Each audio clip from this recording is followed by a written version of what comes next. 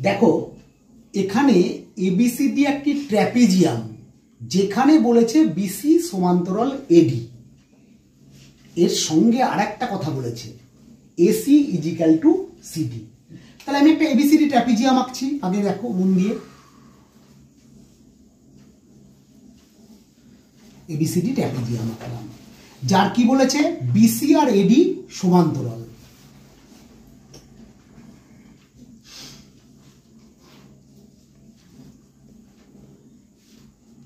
এটা আর এটা সমান্তরাল। তারপরে কি বললো দেখো, বলছে এসি আর সিডি সমান। এইটাই দেখে দেখো তোমাদের মনে হবে বাস্তবে যে এটা আবার হয় নাকি।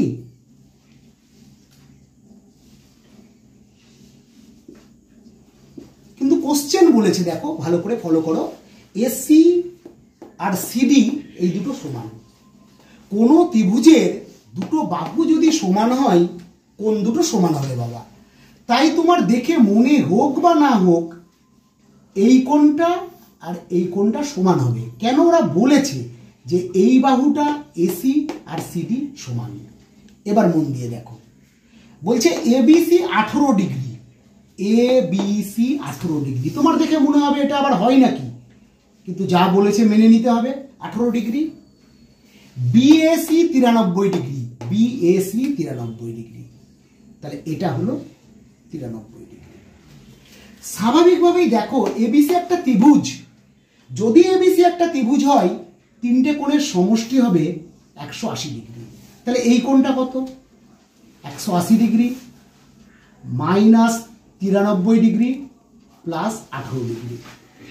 তাহলে 180 ডিগ্রি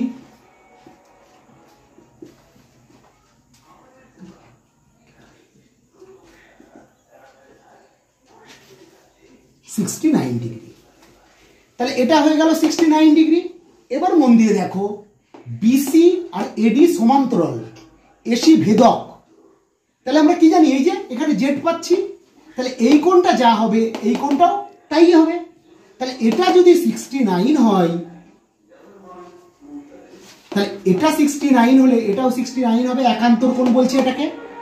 এবার বলেছে এই বাহু দুটো সমান, তাহলে এই কোণ দুটো কি হবে? সমান হবে।